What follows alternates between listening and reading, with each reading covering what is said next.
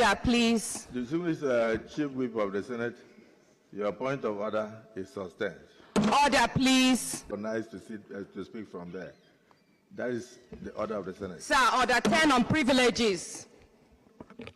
Natasha, Any senator may rise at any time can the to speak upon a matter of privilege suddenly arising, and he shall be prepared to move without notice.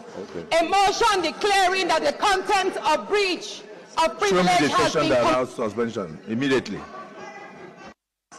Or refer. At this point, the Senate President is beginning to undermine the sanity of the Senate of the 10th Assembly, taking it as a personal entity. For crying out loud, every senator duly elected has the right to air his or her voice without the fear of favor. Now, do you want Senator Natasha to be afraid of you so that she will not talk? She has been saying point of order of privileges for you to give her the opportunity to speak. And yet the Senate President went ahead and refused her to speak. This has been the situation. That is why she vehemently stood up to air her voice. Once again, I want to congratulate my sister from another mother, one of the most courageous women we have in Kogi State, for standing up tall to speak for the voice of the women and to speak for herself. You know, in politics, if a woman decides to be playing the angelic part of politics, they will use your hair to rub sand.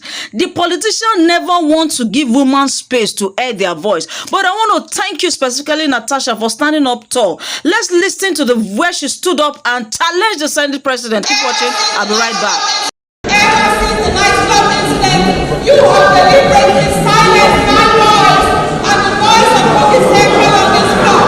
You have denied me the right to contribute to motions. I have not been able to take the second reading of my numerous debates. So, Mr. Senate President, I am not afraid of further being silenced. I will not be shocked to the contrary. I choose, as the senator duly elected by my people, I choose to remain on this seat. How one day, the worst you will do, Mr. Senate President, is to suspend me from sitting. And I promise you, the fact that I am suspended does not mean that I will cease to contribute my quota to the development of my people, the women of Nigeria, and Nigerians at large. Mr. Senate President, I have taken a whole lot from you. Some I don't want to speak publicly, but in due course I will tell Nigerians no. How you have discriminated against me, how you have maligned me, how you have dehumanized me. Your choice of words is everything that is in the Senate. I'm fucking up with you, the French, to the womankind, and I have tolerated a whole lot. So, Mr. Senate President, I am not afraid of you. Do what you may, but I will not leave this seat.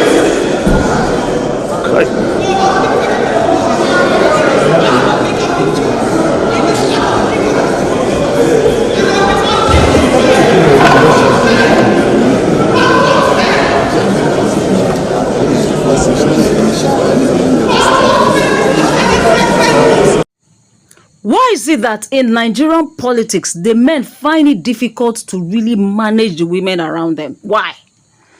Is it that they are always afraid of the women around them? Because I literally don't understand why Mr. President should be doing this in the mix of vibrant women among them. Is he scared of something? Is that something we really don't know?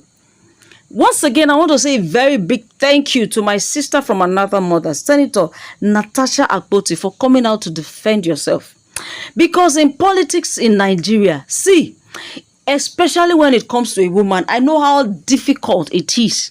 It is better for a camel or a cow to pass through the eyes of a needle than for women to succeed in politics.